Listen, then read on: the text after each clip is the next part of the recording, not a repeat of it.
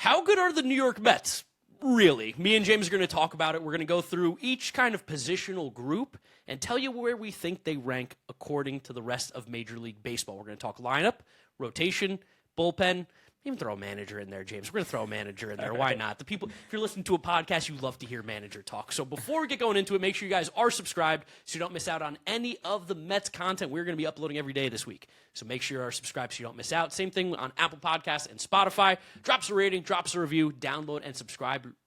We really appreciate it. And let's do it, James. Let's start ripping. Where do you want to go first? I think we should go lineup first. I think this is the point in this team where I think at least I have definitely the most excitement. I think most people do. And I think that's because this Mets lineup has a chance to be, if not the best, one of the 3 or 4 best in all of baseball. And that's I'll stand on business for that one. Yeah, I mean, we did a video on the windup ranking every single team's lineup and bullpen and rotation, and the Mets were both very high for us here. I think you had the Mets, as the second best lineup, and I had them at number 3, and I really do believe that, again, because in these scenarios when you're ranking these teams going into the season, you're picking all the best case scenarios. You're not going like this, that, the other thing, worrying about injuries right now or whatnot. But if you look at this team from top to bottom, with Carson Bench now in right field, knowing that Mike Tauchman tore his meniscus, Carson Bench is going to be on the opening day roster. Francisco Lindor, Juan Soto, Bo Bichette, Jorge Polanco, Luis Robert, Brett Beatty, Marcus Semien, Carson Bench, Francisco Alvarez. There's not an easy out anywhere in that lineup. There really isn't. The easiest one might be Marcus Semien, and even then, he still gives a good at-bat.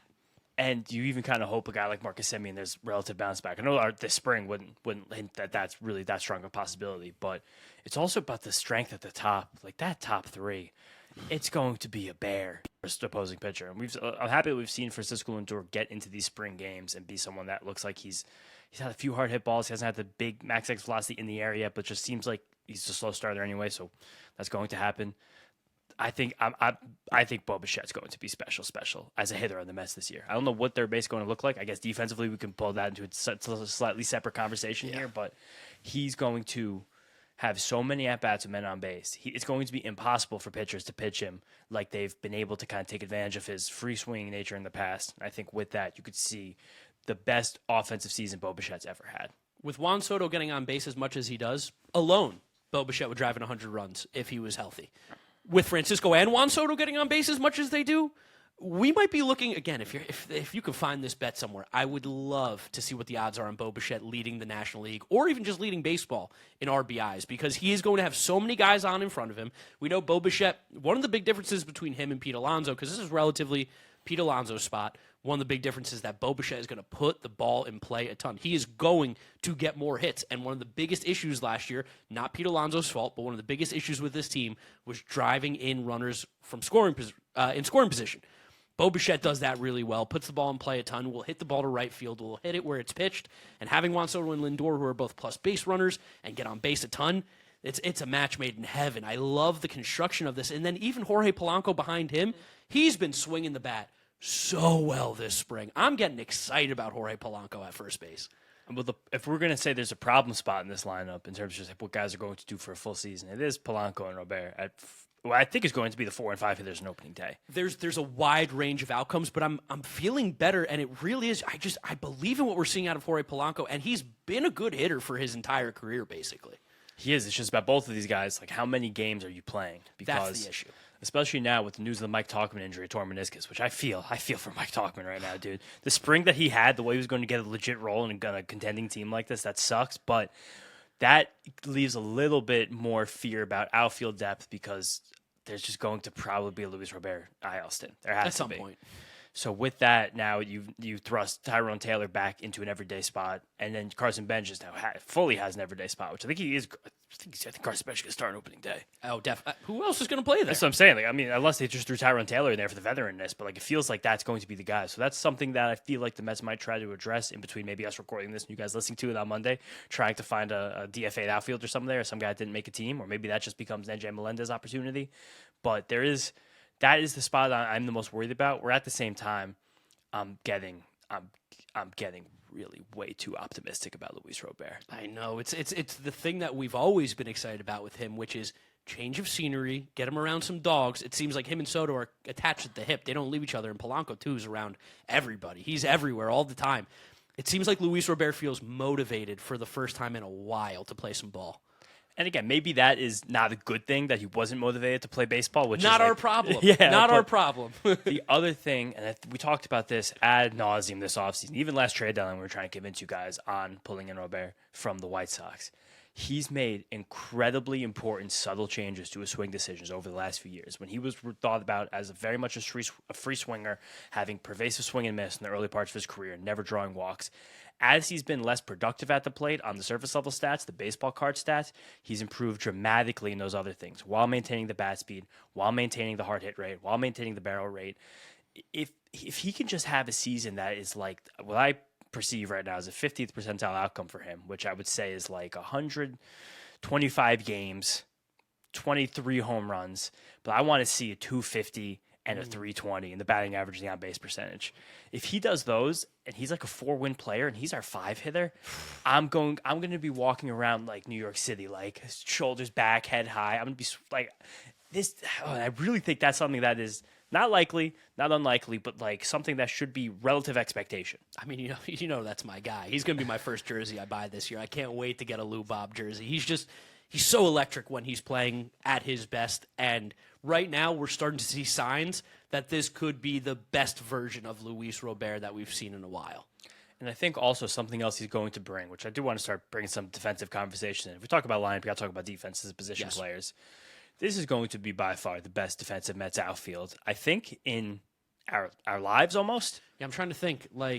When Beltran was running around center field, it wasn't good in the corners. Cliff Floyd for a couple of seasons. Cliff Floyd and his. I love Cliff Floyd, but like that part of his career, defense was not a strong suit. Yeah, Cliff Floyd would tell you that he couldn't move well. Like Sean Green was out there at one point. I think they had Jeremy Burnett's back out there at one point. Like there was 2005, yeah. Yeah, there were some times where the guys around the great center fielder weren't the strongest. It's got to be the best outfield defense. Although, I guess that 1 year of Nimmo, Marte. Who was in right field for us? Why am I blanking? It's Marcana. It was not a good defensive outfield. No, Marcana played good outfield. They played, again, I think that was acceptable outfield defense as a trio. But I think now that it's going to be, look at like the 2011, 2012 Mets teams. Like there was a little bit of time where Beltran went to right when he was still decent, when Pagan, then Lagares was out there. Not going to be able to get OAA numbers on them. So. Oh, no, but I'm sorry, I'm trying to even go like, I'm just literally saying our lives. I can't remember going into a season being like, you have an elite lockdown defensive center fielder. Anything anybody out there wants to say about Robert's consistency at the plate, strikeouts, again, injuries, and all that. When he's on the field, he's going to be a great defensive center fielder. Yeah, Starlin Marte and Marcana were bang on average, so. That's what I'm saying. Yeah, even we're like, wow, those guys were average. That's awesome. They caught the baseball when it was hit to nice. them. But the thing that's going to elevate this outfield defense dramatically is bench. He made a nice catch in the game on Sunday, like spring training tune-ups here. The ground that he's going to be able to cover and the arm he's going to be able to uncork. Could you imagine having 3 good arms in the outfield? Something that we've never seen. Ever in our lives. Like this is, I think a lot of the Mets fans are going to be like, whoa. Like, you're going to notice a lot more good happening on the edges of this team because of how good this team will defensively be in the outfield. Think about all the extra bases that were taken last year and then how that extra base came back to hurt the Mets. And that was the 1 run or the part of the 2-run rally that just you couldn't get anything done. And also how we said, like, you couldn't really stop the bleeding with rallies. The guy takes extra base, the pitcher gets more stress. Like, everything kind of compounds on one another. Just having... And again, Juan Soto is still... I don't know what's going to happen in left field with Juan Soto. I'm hoping it can't be as bad as last year, right? He's going to be great. Juan Soto Gold Glove. Bold prediction. If Juan Soto can play 2022 Starling Marte defense... Oh, God. Talk about that. -1 OAA, I'd kill. Oh, my. If Juan Soto has... better than a -2 OAA. That'll be a parade in the streets. Was he going to be a 10-win player then? Possibly, yeah. But like that's just having Benj and Robert like being the right and the center with the cannons of all 3 of them. Soto has a good arm as well. Like that's going to be an element of this team that I'm ridiculously excited for, and I think that a lot of Mets fans right now are underselling. Now that being said, our corner defense could somehow find a way to be just as bad as last year. It's definitely possible. Possible, but. Polanco had some bad moments this spring. He's had some good moments. He's doing the Pete thing. He's a little too aggressive getting to the ball, and I think that's the natural shortstop instinct in him of get to every baseball you can. But he's got to tone it back a little bit. He still looks like an infielder playing first. It's been nice to see him throw around the diamond a few times. Like that's going to be a nice element that again we haven't had in this team for a while. And I think Lindor is still going to be elite defensively. This could be the last elite defensive Lindor season at shortstop. Don't you say that. You've been saying this for a while. I haven't been saying it for a while. It's been just this offseason. Just in so many episodes. Yeah. But I'm saying that everyone enjoy the season of Lindor defensively because there's not many. He's 30. This is going to be a 32-year-old season. 33-year-old shortstops. It's it's hard to find another one. Here's why I'll tell you he's different. One, because he's our shortstop. He's our true. Francisco Lindor. He's built different. That's one of the best shortstops to ever play the game. Two, the shortstop position historically has been the worst position in baseball. Like, there have been 10 good shortstops, relatively speaking, in terms of like Hall of Fame players. So I do think that a lot of the time, like the defensive stuff, we can't really find it because they were just constantly changing out shortstops for whoever is the next guy. That's possible. But again, now this era, this is the best players in baseball by far. And Trey Turner. Yeah, Trey Turner's had a very good season. 32, though. He was 31 last year. Aren't they the same age or 1 year off, something like that? Fair. I think we've also gone through a lot of this and not spoken yet about our two sons, Francisco Alvarez and Brett Baty. God, I love him. I'm disgustingly excited about Francisco Alvarez this year. The back thing the other day made me want to, like, we talked about it yesterday, but like I freaked out. I was way too emotional about that. Go but up now to the roof of your building. Yeah, he got me to. I mean, it's a 2-4 walk up. Nothing bad's gonna happen. I'm just gonna break my ankle. But like, I think it's undersold about how much he went through last season. Like, we all forgot because of how crazy the end of the year got. That he had the broken hamate in spring, looked like dog shit for 2 months, AAA for a month, got the year of service time back on him. But bust the thumb, breaks the pinky on the rehab assignment. Like, how in the world do you do all that stuff? And then finish with like a 120 WRC plus to end the year. To end the season, the 41 games after he came back from AAA, and of course it was a little herky-jerky because of the injury, but that was 276, 360, 561 with 8 homers in 40 games. Like, that was the 9th best WRC, or 9th, 13th. I just put this YouTube video. It was somewhere between the 9th and the 14th best WRC plus in baseball. All players from June, I think it was 21st onward. Extrapolate that over a season, which that's not how it works, but I'm going to do it because this is me. It's one of the best catchers in baseball, simply put. And I think offensively, I think he can be one of the best catchers in baseball. He had a great quote to Tacoma. I think I told you the other day when we were just hanging out, but he said to Tacoma right when he was coming back from the thumb and then inadvertently the pinky, "I don't have time to think about the injuries, so I just keep going and think about playing and winning. Those are the only two things going through my head right now, so I don't have to think about the pain." That's all I want. I want no thinking from Francisco Alvarez. Do baseball. Hey, have you hit the age where everything feels a little bit more difficult? The gym, yes, but everything, like energy crashes in the afternoon? You know, you might have been reading about low T and you see your doctor about it, and they want to give you basically shots every week for the rest of your life. Oh, cool. That sounds fun. And then you dig deeper and you realize what you're signing up for, and it's $3,000 a year to shut down your body's natural production forever. That is brutal. Mars Men gives you the same benefits of optimized testosterone, energy, strength, focus, without shutting your body down. No synthetics, no needles, no dependencies. It's like hitting the reset button on your hormone factory instead of shutting it down. For a limited time, our listeners get 50% off for life, plus free shipping and 3 free gifts at mengotomars.com. That's mengotomars.com for 50% off and 3 free gifts when you check out. After you purchase, they're going to ask you where you heard about them. Please support our show and tell them we sent you. And just, I think if he just does baseball, like, it seems like it's been a very natural progression for him as a catcher because it takes longer. 24 years old, a few full seasons under his belt. Like, it's going to be like just a very casual 30 home run bat that could be in the middle of this lineup. Where was Cal Raleigh at this age? I think he was getting to the major leagues, I believe. Okay, I just think, getting there. I think he might have debuted in the major leagues at this age. Let's see. Cal Raleigh debuted in the majors at this age. Yeah, 24 years old. Played 47 major league games in his age 24 season. Francisco Alvarez he might have been in Tacoma. Yeah, we spent a lot of time in Tacoma. Francisco Alvarez hopefully never spent time in Tacoma ever. And then our prodigal son, Brett Baty. Yeah. He just might be fucking awesome. It might have happened. There's such a juxtaposition in the way that Brett Baty and Mark Vientos have handled themselves over the last 18 months. And this is not, I don't want to dump on Vientos too much because we did that a lot yesterday, and you guys really responded to that. Really good numbers on YouTube and the audio side. You guys like that, yeah. Shout out you guys. But just he keeps getting his role reduced, and he keeps just putting his head down and working. All the guy does is grind, and like he's going to be such an important member of this team that if you talk to fans of other teams, Yankee fans, people in fantasy baseball circles, I don't think they'll realize the relative importance that Brett Baty has. Also, as is Brett Baty, the annual tradition, like hang up the jersey in St. Lucie as well as Syracuse. He torched spring training again, playing all over the diamond. You want to play left field, you want to play first base, doesn't matter. I'm going to hit the baseball. Like he's awesome. He looks comfortable at all the positions. He looks completely fine at all of them. My hot take is I think we're going to see a little more first base from him this year than we expected. I think he's going to end up being there a bit, and even third base a bit, and they're going to give Polanco and Bichette those days off, especially because the injury stuff with those guys. I'm fascinated to see who the designated hitter is on opening day. I'm going to say So we got Freddie Peralta pitching. He's a fly ball pitcher, right? Yeah, a little bit, mostly. I'm going to say it's going to be Brett Beatty. But it's going to be kind of funny to have Brett Beatty as the DH on opening day, and he's just Polanco and Bichette, the positions that Brett Beatty's probably better than, best, than them at. best fielder at 2 of the positions. He's going to be hitting. He's one of the best all-around defensive players in this team, and he's your designated hitter. Far cry from where the designated hitter of this Mets team has been also in years past, but it's just he's going to be such glue for this team. And now, again, with the Talkman injury, we're going to get some clarity on the bench in the coming days. Carlos Mendoza keeps smirking and smiling. People asking about Carson Bench on the opening day roster, but now a bench spot is genuinely open. And there's a couple. Brujan?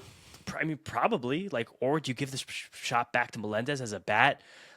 I'm curious about where they go with it because Taylor is a pinch runner. Vidal Brujan is a pinch runner. Yeah. Vidal Brujan's not offering much with the stick, and I think Melendez and Jared Young both offer much more. Same with Mauricio, but also you just need him to play baseball. I think is today Mauricio's birthday? I think it was this weekend. Might have been. No, I'm unsure on Ronnie Mauricio's no, birthday. Ronnie Mauricio's birthday, April 4th, big day. Big day. Big day. 4-4. 4-4. Shout out Ronnie.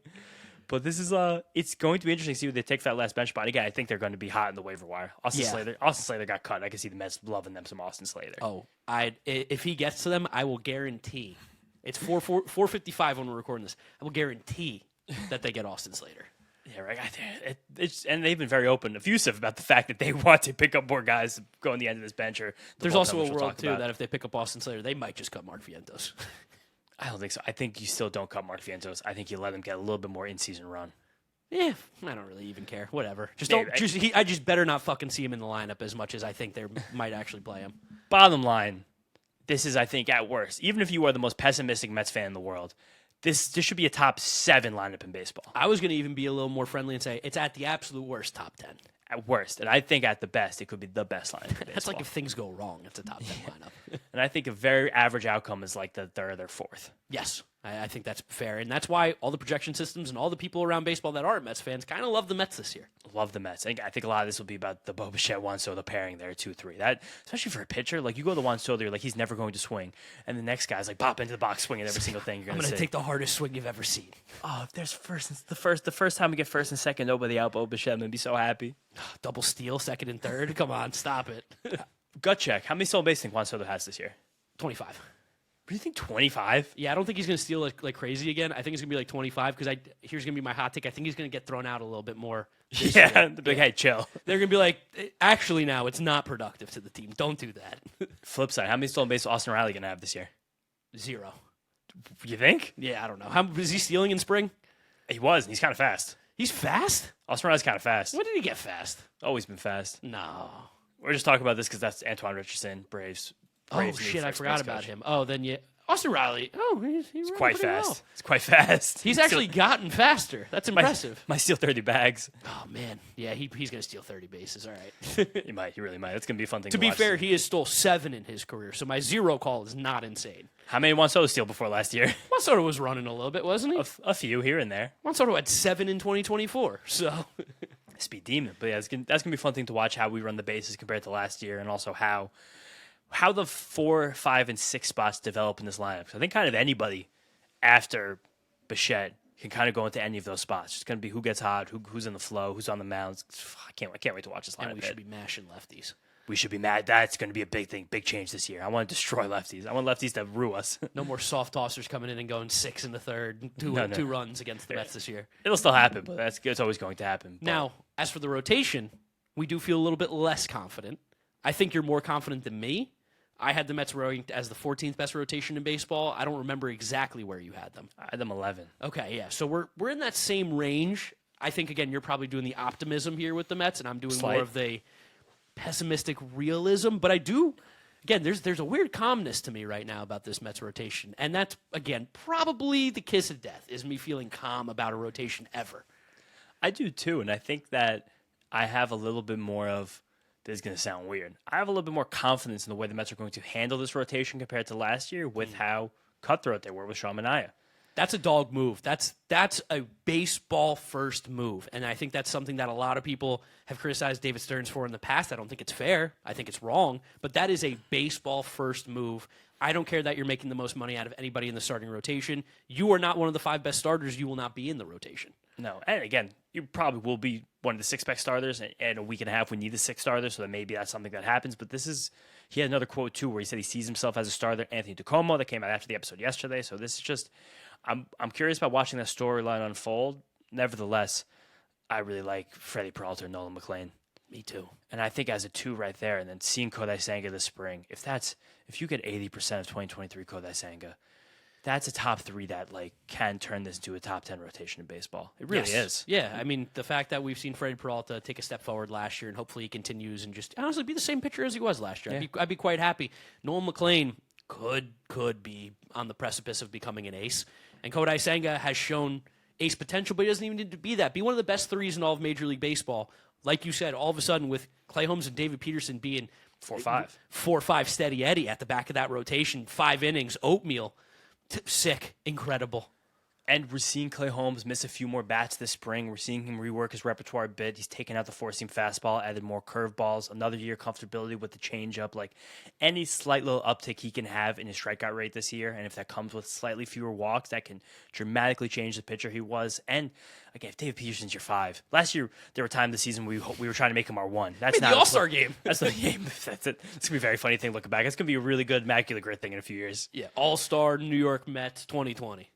And the big reason why I have a lot more confidence maybe than you do or some others in this starting rotation is I think our starting rotation depth, especially compared to last season, is light years ahead. Tobias Myers this spring was amazing. Even if Sean Manaea can get his sea legs under him at any point, he could be the 6 or 7 starter. That's a massive thing. Give me a 4.2 ERA, Sean Manaea. I don't even need 2024 Sean Manaea back. Just innings and keeping us in the game. And then seeing a healthy Christian Scott this spring, looks awesome. Seeing him work splitters and changeups together, seeing the lift still on those sliders and the explosiveness of the fastball, it still could be it still is going to be a bit of a work in progress. There's still probably could be some struggles against lefties. I'm not saying he's going to be a frontline guy, but as the guy to fill in, that's unbelievable. And it's still not even considering Tong, who I think the spring has been strange for him, just trying to learn all those new pitches. He does not know where that cutter's going. Very mixed results on it. I think that it wouldn't be the worst thing for him to spend 2 or 3 months in AAA without even anyone talking about necessarily needing him. I'm super cool with not hearing, honestly, anything about Jonah Tong for a couple months. Not because I'm tired of him. I want him to work on his stuff. Make that pitch better. We'll see you in hopefully July or August. And I also say this, as Mets fans might get a little bit nervous early in the season, Brandon Sproat is going to be good in the Brewers. Yes. I'm telling you right now, he's going to be good. He made their opening day rotation. They taught him a new cutter. It looks like it's really going to tie his repertoire together well. He's going to be good. Freddie Peralta is also going to be very, very good. So Tobias Myers is going to be good. Joe Williams is also going to be good. Square-ass deal. Yeah, the way that baseball works now, you can't kind of just pull the wool over the eyes, and especially when you're making a trade with a smart organization, it's not going to happen. No, and again, a lot, maybe also a thing people are thinking about right now, maybe it's even resolved by the time you guys listen to this, the Freddie Peralta extension watch. Yeah, which I hope happens. Me too. Feels like it might not. Feels like it might not. Feels like it could happen at any moment. I don't know. It's one of those things where I'm not as invested as it because there's a certain pitcher that's a free agent at the end of this year that I'm a little more interested in, obviously. But have them both. Why not? If Freddie signs the extension, great. I'm happy. If he doesn't, we can sign him in the offseason. Live in the moment, Mets fans. Be Live present. in the moment. Let's seize the day. You got Freddie Peralta right now. Opening day, you got Freddie Peralta. What is seize the day in Latin? Isn't it on the coin? Yeah, it was in the Robin Williams movie. Is that E pluribus unum? No. What is that? I don't know. Seize the day. What is that? Oh my God, E pluribus unum. I think it's something about the unions, but that's not the really? point. Okay. Yeah. Did you not take Latin in high school? I feel like you did. Hell no. Carpe diem. Carpe diem. Yeah, that's definitely it. I gotta look with E pluribus unum. 2 seconds, guys. Give us a chance here. One of many. It's a collective. All right. Mets collective rotation. They call him Marks. Giraffe neck Marks. Yeah, there we go. But again, I think this Mets rotation is, at worst, I think it's an average rotation in baseball. And I think there's enough helium on it, depth and quality at the top, and suddenly quality in the middle. For this to, I think, kind of easily be considered a top 10 rotation. Here's why I'll back you up. They were, 15th or 17th last year, and almost disaster. nobody pitched well. Yeah. It was horrible. They sucked. Think about it. It went as bad as it could have. And they were a middle of the pack rotation. So if things go right, yeah, top 10. Why not? Last year, all starting pitchers on the Mets I wound up being the 18th lowest ERA. And shout out Clay Holmes for really keeping that down. Thankfully, yeah, it was a miracle. And again, that was as bad as it basically could have gotten. And that was like our floor. So I think this year, again, the floor is probably more like 15. And I think the ceiling could be like 5 or 6. Hey, it might be time to have a heart-to-heart with your phone and be like, I love you, but you cost too much. Yeah, I'm not paying this much anymore. That's it. I mean, why would I go more than $15 a month? Mint Mobile can give that to me, and I get all the same coverage. Exactly. And you don't have to deal with the crazy bogus fees or free perks that actually end up costing more. Mint Mobile plans for premium wireless start at just $15 a month. And all plans come with high-speed data and unlimited talk and text delivered on the nation's largest 5G network. If you like your money, Mint Mobile is for you. Shop plans at mintmobile.com/territory. That's mintmobile.com/TERRITORY. Upfront payment of $45 for 3-month 5 GB plan required, equivalent to $15 a month. New customer offer for first 3 months only, then full price plan options available. Taxes and fees extra. See Mint Mobile for details. All right, let's talk about that last position group there, James, the bullpen. This Scariest one. This is the scariest one. I think this is also where we have our biggest disagreement. I had the Mets at 16 on our rankings. Where did you have them? I had them also at 11, which is funny looking back at them. But It I is think funny. I think a lot of teams' bullpens get very flat after the first 8, which I think are very good, which is just quickly the Red Sox, the Yankees, the Dodgers, Mariners, Brewers, Phillies, Padres. I think then between like the Tigers, the Mets, the Blue Jays, the Braves, my White Sox, your Cubs, the Reds, like there's a lot of bullpens that are kind of mishmashed in the middle that I can hear an argument in any direction. Yeah, I think the reason I have a little more hesitancy is just I want to see Luke Weaver and Devin Williams do it a little bit. Just need to see them get back to their old form before I just hand it to them, because 2025, let's be honest, I know behind the scenes it looked a bit better, but we do care about the numbers on the page, and they were a disaster at points in 2025. The other thing that makes me scared, but also this is a positive because of the depth behind these guys, I do get worried about having 3 of the mainstays in this bullpen be turning 38 this year, 39, and Huáscar Brosban, who I think will be 37 by the end of the year. Those things scare me. Young arm, though. Young arm. Young arm on Huáscar. Young pitching age, actual old bones, and that's what I'm more scared about. No, for sure. I think that Brosban looked great, by the way, in the WBC. He looked awesome. sensational. If he's in the strike zone, he's awesome. And this is also maybe us doing a little bit of a bet on Justin Willard, where same with the rotation talk. Like we love Jeremy Hefner. I think he's going to be a great pitching coach for the Braves, but sometimes getting a new voice is helpful. And Justin Willard comes highly recommended. He's going to be very, very, very aligned with Eric Yeager as the top of this team pitching staff. I love Dan McKinney in this bullpen. Not as more so for the starters than the relievers, because he's been with these guys through the mud in the minor leagues. Is that the Ohio State guy or no? That's a different guy. No, that's Brad Goldberg. Okay. He wound up going to a different. I think we interviewed him though. We interact on Twitter. Goldberg's a good guy. Nice. But this bullpen, I think that Devin Williams is going to walk up and be an elite closer. Hope you're right. You know what I'm curious for? Because what's we know it's going to happen. What's his song going to be? Oh, man. Does he have one? Can I say something crazy? Yeah. Bring back the trumpets. Stop. Bring them back. People will lose their minds. Take them from Edwin Diaz. Edwin Diaz, again, when he gets to the stadium, clap. Show him on the screen, clap. As soon as he comes in the game, if they play the fucking trumpets when Edwin Diaz comes into the game this year, I will lose my goddamn mind. I'll freak out. But, we should be like wild beasts, seething at the mouth, trying to get in that dude's head, because we know it can happen. Say, fuck you, Edwin Diaz. I'm taking the trumpets now. That'd be sick. That'd be sick. I hate that idea so much. I don't like that at all. I think that might jack up Devin Williams too much. But I think Devin Williams is pitching with a chip on his shoulder this year. And I think a lot of people are aware that under the hood it was just as good last year. This to me very much just feels like going from 2019 Edwin Diaz to 2020, 2021 Edwin Diaz. We have walk-up songs on the Mets website already. Really? Oh, man, you ready for this? Yeah. Okay, so new guys. Let's talk new guys here. Bo Bichette, TV off. That's going to be annoying. Turn this TV off. I hate that shit. Tobias Myers, you're going to love this. Ja Rule living it up. Yes, Tobias Myers. Wow, that's a great pick. Great pull. Freddie Peralta's got something Latin I don't know, but I'm sure I'm going to love it. It's by Alahaza, which I don't know who that is, but I'm sure it's going to be great. Same thing with Jorge Polanco. Nunca Creyeron by Wilmer Roberts. I tried to make him not Latino. I know Luis Robert is going to come up to some dembo. El Campeón. El Campeón and De Donde Yo Sali. That's gonna be good. Can't wait to hear that. Who's the other? Devin Williams from nothing. Key Glock. I'm in. Hell yeah, that's all you need. That's all I need. I'm in. We're back there, top 10 bullpen. Kick my desk. But that's actually a great one. We got Mark Vientos coming up to Latin music. I think that's fun. That's good. That's good for the Mark Vientos stock. No longer coming up to like Drake, Six God, or whatever it was. Juan Soto's coming up to AO, Bad Bunny. Yep, and I think there's another one on there too. Is there not? Yeah, Suave. Okay, by J1. This is a fun list. Ben Rorfet has his on. I was about to call that out. Interesting. Great song, Hold the Line by Toto. This has now become... I think Rorfet's he's on the 40 man roster. Yeah. Richard Dickey Lovelady will be Lunatic Fringe. I guess he's an Ohio State fan. Francisco Alvarez coming up to El Alfa. Love to see that. We didn't get to see enough AJ Minter last year. I don't remember if this was a song Halftime by the Yin Yang Twins. I think I would know if the Yin Yang Twins were his walkout. I would 100% know. Was that song on NFL Street too? I think so. Is that not like the... Oh, is that Stand Up Again? Yeah. It feels like it was. Motley Crue, Post Malone for David Peterson. Good walk-up crew. White Horse by Chris Stapleton. Nice songs here. I like this. Good. Brett Beatty, Luther, and Glory Days. That's a hilarious mix. And Francisco Alvarez, of course, to come out to Alpha. Alpha. Yeah, okay. Devin Williams, Key Glock from nothing. I'm in. I'm back. Was Luke Weaver on here? Luke Weaver doesn't have a song picked yet. I think... You want me to find what he had last year? If you can, yeah. Why not? Why do Good I feel like he podcasting. came out to like Dreams by Fleetwood Mac? Fleetwood Mac, because the Dream Weaver. I like that. Oh, I like that. That would Stick be with that.